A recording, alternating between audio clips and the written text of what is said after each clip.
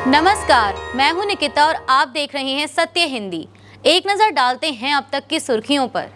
कांग्रेस अध्यक्ष मल्लिकार्जुन खड़गे ने केंद्र की मोदी सरकार पर 130वें संविधान संशोधन बिल को लेकर बड़ा आरोप लगाया है।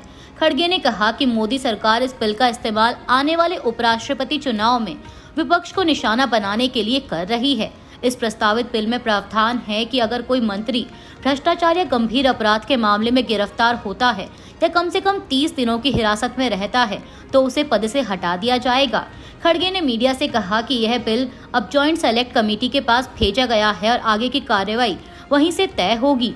उन्होंने आरोप लगाया कि सरकार ईडी, सीबीआई और आईटी मामलों का दुरुपयोग कर विपक्षी नेताओं को फंसा रही है। खड़गे ने सवाल उठाया कि जब पहले से ही क्रिमिनल प्रोसीजर कोड जैसे कानून मौजूद हैं, तो इस नए बिल की क्या जरूरत है। उन्होंने कहा कि यह बिल विपक्ष को डराने और उनके दलों को तोड़ने की कोशिश का हिस्सा है, जबकि इसे सबकी राय लेकर लाया जाना चाहिए था।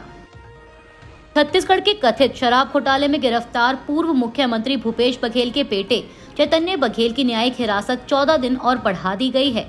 ईडी के वकील सौरभ पांडे ने बताया कि जांच में चैतन्य बघेल की भूमिका सामने आने पर उन्हें 18 जुलाई को गिरफ्तार किया गया था। शुरुआती पूछताछ के बाद उन्हें न्यायिक हिरासत में भेजा गया था। इसके बाद 19 अगस्त को ईडी ने उनकी 5 दिन की रिमांड ली थी, जो अब पूरी हो चुकी है। वकील ने कहा कि फिलहाल आगे कस्टडी की जरूरत नहीं है, इसलिए कोर्ट से न्यायिक हिरासत बढ़ाने की मांग की गई, जिसे मंजूरी मिल गई। हालांकि अगर आगे जांच में जरूरत पड़ी तो 2 दिन की और रिमांड मांगी जा सकती है। ईडी ने चैतन्य बघेल पर जांच में सहयोग न करने का भी आरोप लगाया है। विदेश मंत्री एस जयशंकर ने शनिवार को अमेरिका और पाकिस्तान के रिश्तों पर तंज कसते हुए कहा कि दोनों देशों का अपने इतिहास को नजरअंदाज करने का एक लंबा इतिहास रहा है। The economic times world leaders forum 2025 में उन्होंने याद दिलाया कि अलकायदा प्रमुख ओसामा बिन लादेन पाकिस्तान के एबटाबाद से मिला था। जयशंकर ने साफ कहा कि भारत पाकिस्तान के साथ अपने संबंधों में किसी तीसरे पक्ष की मध्यस्थता स्वीकार नहीं करता और इस पर 1970 के दशक से राष्ट्रीय सहमति बनी हुई है। भारत अमेरिका संबंधों पर उन्होंने कहा कि ट्रंप सरकार के टैरिफ विवाद के बावजूद बातचीत जारी है और संवाद की रेखाएं टूटी नहीं हैं। वहीं पाकिस्तान और अमेरिका के रिश्ते हाल ही में सुधरे हैं। पाक सेना प्रमुख आसिम मुनीर ने इस महीने अमेरिका दौरा कर उच्च स्तरीय बैठकें की। दोनों देशों ने टैरिफ विवाद सुलझाया और आतंकवाद से निपटने के लिए सहयोग गहराने पर सहमति जताई। रिपोर्टों के अनुसार पाकिस्तान अमेरिका में लॉबिंग पर भारत से 3 गुना ज्यादा यानी हर महीने लगभग $6 लाख खर्च कर रहा है। रूस से तेल खरीदने को लेकर अमेरिका के आरोपों पर विदेश मंत्री एस जयशंकर ने सख्त जवाब दिया है। उन्होंने कहा कि अगर अमेरिका या यूरोप को भारत से तेल या रिफाइंड प्रोडक्ट खरीदने में दिक्कत है तो वे ना खरीदें। जयशंकर ने यह बयान economic times world leaders forum 2025 में दिया। उन्होंने कहा कि यह हास्यास्पद है कि जो लोग खुद व्यापार का समर्थन करते हैं वही भारत पर व्यापार के आरोप लगा रहे हैं। बता दें कि हाल ही के दिनों में अमेरिकी राष्ट्रपति ट्रंप, वित्त मंत्री स्कॉट बेसेंट और व्हाइट हाउस के ट्रेड एडवाइजर पीटर नवारो ने भारत की आलोचना की थी। नवारो ने तो यहाँ तक कहा कि भारत रूसी तेल की रिफाइनिंग का लॉन्ड्रोमेट बन गया है और इसके जरिए रूस को अप्रत्यक्ष रूप से फंडिंग मिल रही है। जयशंकर ने साफ कहा कि भारत अपने हितों को देखते हुए ऊर्जा खरीदेगा और किसी दबाव में नहीं आएगा। कांग्रेस सांसद और असम कांग्रेस अध्यक्ष गौरव गोगोई ने केंद्रीय सड़क परिवहन मंत्री नितिन गडकरी को पत्र लिखकर मांग की है कि राज्य में जब तक राष्ट्रीय राजमार्गों की मरम्मत पूरी नहीं होती तब तक टोल वसूली रोक दी जाए। उन्होंने कहा कि NH27 और NH37 के कई हिस्से गहरे गड्ढों, खराब सतह और जल भराव से जर्जर हो चुके हैं, फिर भी NHAI टोल वसूल रहा है। गोगोई के मुताबिक सोनापुर राहा और बेहाटा चरियाली नलबाड़ी टोल प्लाजा पर आए दिन हादसे हो रहे हैं और यात्रियों को भारी दिक्कतें झेलनी पड़ रही हैं। उन्होंने बताया कि इन टोल प्लाजा के खिलाफ लोग लगातार विरोध प्रदर्शन कर रहे हैं क्योंकि खराब सड़कों के बावजूद टोल शुल्क बढ़ रहा है। गोगोई ने कहा कि ट्रक ड्राइवर और ट्रांसपोर्टर बढ़ते खर्च से परेशान हैं, जिससे जरूरी सामानों की कीमतें भी बढ़ रही हैं। उन्होंने सुप्रीम कोर्ट के हालिया फैसले का हवाला देते हुए कहा कि गड्ढों से भरी सड़कों पर टोल वसूलना अवैध है। भारत ने अमेरिका के लिए डाक सेवाएं अस्थायी रूप से निलंबित कर दी हैं। केंद्रीय संचार मंत्रालय ने शनिवार को बताया कि यह कदम एयर कैरियर्स के शिपमेंट ले जाने से इनकार करने के बाद उठाया गया। एयर कैरियर्स का कहना है कि अमेरिकी कस्टम विभाग के नए नियमों को लेकर अभी स्पष्टता नहीं है। हालांकि मंत्रालय ने कहा कि पत्र, दस्तावेज और 100 अमेरिकी डॉलर तक के गिफ्ट आइटम भेजने की सुविधा जारी रहेगी। दरअसल अमेरिकी प्रशासन ने 30 जुलाई 2025 को एक कार्यकारी आदेश जारी किया था, जिसके तहत 29 अगस्त से $800 तक की वस्तुओं पर लागू ड्यूटी फ्री छूट खत्म हो जाएगी। इसका मतलब है कि अब इन वस्तुओं पर कस्टम ड्यूटी लगेगी। आदेश के अनुसार इंटरनेशनल पोस्टल नेटवर्क से भेजे जाने वाले पार्सल पर कैरियर्स को ही कस्टम ड्यूटी वसूलनी और जमा करनी होगी। अमेरिका के कस्टम्स एंड बॉर्डर प्रोटेक्शन यानी सीबीपी ने 15 अगस्त को कुछ दिशा निर्देश जारी किए थे, लेकिन ड्यूटी वसूली की प्रक्रिया पर अभी भी स्पष्टता नहीं है। कर्नाटक के चित्रदुर्ग से कांग्रेस विधायक केसी वीरेंद्र को ईडी ने सिक्किम के गंगटोक से गिरफ्तार किया है। उन पर अवैध ऑनलाइन और ऑफलाइन सट्टेबाजी में शामिल होने का आरोप है। ईडी ने बताया कि इस मामले में शुक्रवार और शनिवार को देश भर के 31 ठिकानों पर छापेमारी की गई, जिनमें गंगटोक, चित्रदुर्ग, बेंगलुरु, हुबली, जोधपुर, मुंबई और गोवा शामिल हैं। छापों में 12 करोड़ रुपए नकद, करीब 6 करोड़ रुपए के सोने के गहने, 10 किलो चांदी और कई प्रॉपर्टी से जुड़े दस्तावेज मिले हैं।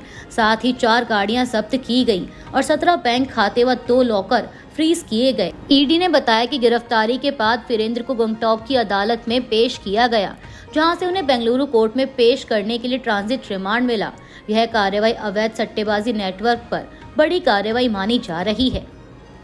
सीबीआई ने रिलायंस कम्युनिकेशंस और उसके प्रमोटर डायरेक्टर अनिल अंबानी के घर व दफ्तरों पर छापेमारी की है। यह कार्रवाई एसबीआई की शिकायत पर हुई, जिसमें कहा गया कि कंपनी लोन डिफॉल्टर है और बैंक को 2227 करोड़ रुपए से ज्यादा का नुकसान हुआ है। साथ ही 786 करोड़ रुपए के बैंक गारंटी भी डूब गई। एसबीआई ने जून 2025 में आरकॉम और अनिल अंबानी को आरबीआई के नियमों के तहत धोखाधड़ी घोषित किया था और बाद में सीबीआई में शिकायत दर्ज कराई। आरकॉम इस समय दिवालिया प्रक्रिया से गुजर रही है और एनसीएलटी में मामला लंबित है। इसी बीच ईडी भी जांच कर रहा है। अगस्त 2025 में ईडी ने अनिल अंबानी से 17,000 करोड़ रुपए के कथित बैंक लोन घोटाले में पूछताछ की और 35 से अधिक ठिकानों पर छापे मारे। जांच में येस बैंक से लिए गए 3,000 करोड़ रुपए के दुरुपयोग और फर्जी कंपनियों से पैसे ट्रांसफर करने का आरोप सामने आया। इसके अलावा सेबी ने अगस्त 2024 में अनिल अंबानी पर 25 करोड़ का जुर्माना लगाया था और उन्हें 5 साल के लिए शेयर बाजार से प्रतिबंधित किया था। केंद्रीय गृह मंत्री अमित शाह ने शनिवार को एनडीए के उपराष्ट्रपति पद के उम्मीदवार और महाराष्ट्र के राज्यपाल सीपी राधाकृष्णन से मुलाकात की। मुलाकात के बाद शाह ने एक्स पर एक पोस्ट कर उन्हें एक अनुभवी नेता बताया। उन्होंने लिखा कि राधाकृष्णन के पास संगठन और प्रशासन का लंबा अनुभव है और उन्हें भरोसा है कि वह अपने अनुभव से भारत के राष्ट्रीय विमर्श में अहम योगदान देंगे। बता दें कि सीपी राधाकृष्णन को एनडीए ने उपराष्ट्रपति चुनाव के लिए उम्मीदवार बनाया है। वहीं दूसरी ओर विपक्ष ने सुप्रीम कोर्ट के पूर्व जज पी सुदर्शन रेड्डी को अपना उम्मीदवार घोषित किया है। इस बार उपराष्ट्रपति चुनाव में दोनों पक्षों के बीच सीधी टक्कर होगी। राधाकृष्णन का लंबे समय से संगठनात्मक कामों और प्रशासनिक जिम्मेदारियों का अनुभव उनके पक्ष में अहम माना जा रहा है। भारतीय मौसम विभाग यानी आईएमडी ने शनिवार शाम दिल्ली के लिए रेड अलर्ट जारी किया है और 3 घंटे तक भारी बारिश, तेज हवाओं और बिजली गिरने की चेतावनी दी। यह अलर्ट शाम 5:11 से रात 8:11 तक प्रभावी रहा। विभाग ने लोगों को घरों में सुरक्षित रहने और जलभराव वाले इलाकों से बचने की सलाह दी। आईएमडी के अनुसार सिविल लाइंस, लाल किला, लाजपत नगर, नरेला, पवाना, अलीपुर और आईटीओ सहित कई इलाकों में गरज के साथ बारिश और तेज हवाएं चलने की संभावना है। शनिवार दोपहर दिल्ली एनसीआर के कई हिस्सों जैसे दिल्ली और नोएडा में बारिश दर्ज की गई। पीडब्ल्यूडी को जलभराव की 10 शिकायतें मिली, जिन्हें अधिकतर 1 घंटे में निपटा दिया गया। शहर का अधिकतम तापमान 34.5 डिग्री और न्यूनतम 25.7 डिग्री सेल्सियस दर्ज हुआ। शाम 6 बजे वायु गुणवत्ता सूचकांक यानी AQI 93 रहा, जो कि संतोषजनक श्रेणी में आता है। रविवार को भी मध्यम से भारी बारिश की संभावना जताई गई है। कर्नाटक के धर्मस्थला में कथित सामूहिक दफन मामले ने नया मोड़ ले लिया है। एसआईटी ने उस पूर्व सफाई कर्मी सीएन चेन्नैया उर्फ चेन्ना को गिरफ्तार कर लिया है, जिसने दावा किया था कि 1995 से 2014 के बीच मंदिर प्रशासन के कहने पर उसने 70 से 80 शव दफनाए थे।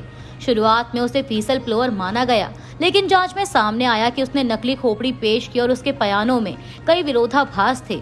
अब तक 15 जगहों की पहचान में से केवल एक स्थान पर ही पुरुष की हड्डियों के अवशेष मिले हैं। यह मामला राजनीतिक रंग भी ले चुका है।